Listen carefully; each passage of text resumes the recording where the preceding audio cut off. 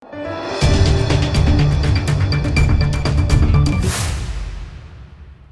દર્શક મિત્રો, આપ જોઈ રહ્યા છો લોકમૈત્રી ન્યૂઝ. હું છું એન્કર અમિતા પટેલ. હવે જોઈએ અગત્યના સમાચાર. તાપી જિલ્લાની સોનગઢ નગરપાલિકાની ચૂંટણીમાં ભાજપ અને કોંગ્રેસ વચ્ચે ખાસ ટક્કર જોવા મળશે. ભાજપ દ્વારા ટિકિટ વહેંચણીમાં કેટલાક પત્તા કપાતા કહી ખુશી કહી ગમનો માહોલ સર્જાયો હતો. ભાજપ દ્વારા તોડો જોડોની રાજનીતિ અપનાવવામાં આવી હતી, જેને લઈને નગરનો માહોલ ગરમાયો હતો. લોકોએ મનમાં નક્કી કરી લીધું તે સાથે તેઓ લોકો જણાવી રહ્યા છે. ત્યારે આજ રોજ વોર્ડ નંબર 1 અને 4નું કોંગ્રેસના કાર્યાલયનું ઉદ્ઘાટન કરવામાં આવ્યું હતું. સોનગઢ નગરપાલિકાની વાત સાંસદ દ્વારા કરવામાં આવતા ભેદભાવની નીતિ અપનાવવામાં આવી રહી છે, જેને લઈ હાલના વોર્ડ નંબર 4ના ઉમેદવારે ગઈકાલે ટર્મના નગરપાલિકાના શાસકો પર ગંભીર આક્ષેપ વિકાસ અને સફાઈના કામોને લઈને કરવામાં આવ્યો. સાંભળો શું કહ્યું ઉમેદવારે. રિપોર્ટર કલ્પેશ વાઘમારે, તાપી. મારું નામ હર્ષાબેન રાજુભાઈ કોકણી. બેન, વોર્ડ નંબર 4ના પ્રમુખ, વોર્ડ નંબર 4ના કારોબારી, છતાંય વોર્ડ નંબર 4 વિકાસથી વંચિત, એના બારામાં આપણે શું કહેવું છે?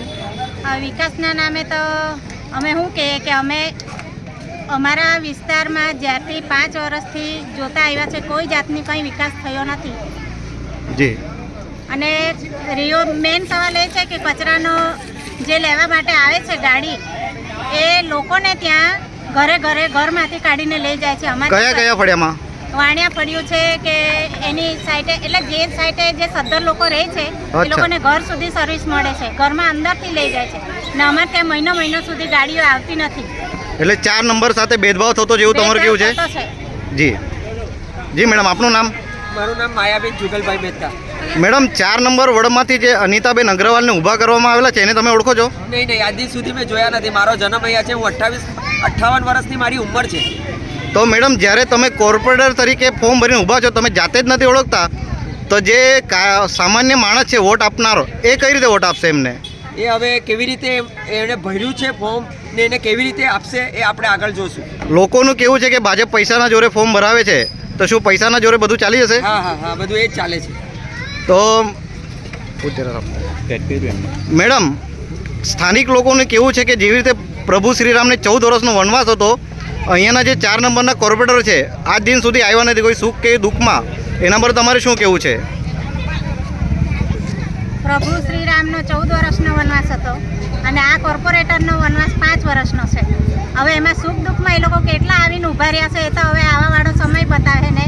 એ લોકોને જો હું ઊભી રહી છું તો મને એ લોકોની પ્રોબ્લેમ ને મુસીબત બતાવશે તો હું એમાં પૂરેપૂરો સહકાર આપીશ.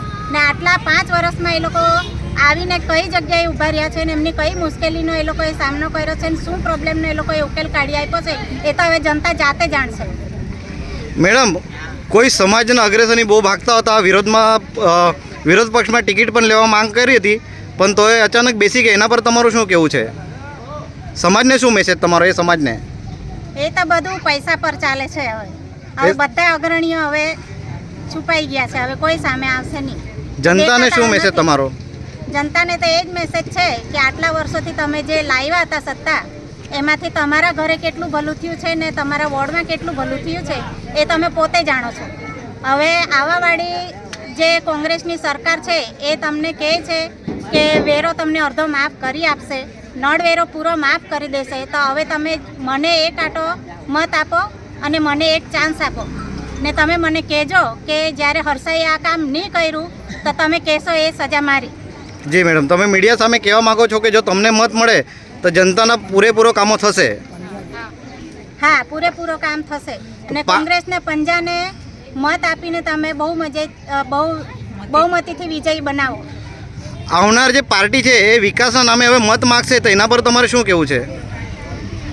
લોકો જ્યારે ઘરે જશે એને કહેશે કે અમે વિકાસને મત આપો, તો એના પર તમારું શું કહેવું છે? હા, એ તો જાતે આવશે ત્યારે એમને ખબર પડશે કે ઘરે શું વિકાસ થયો છે. લોકમૈત્રી ન્યૂઝ સાથે જોડાયેલા રહેવા અમારા YouTube ચેનલને સબસ્ક્રાઇબ કરી ફેસબુક અને ઇન્સ્ટાગ્રામ પેજને લાઇક અને શેર કરો.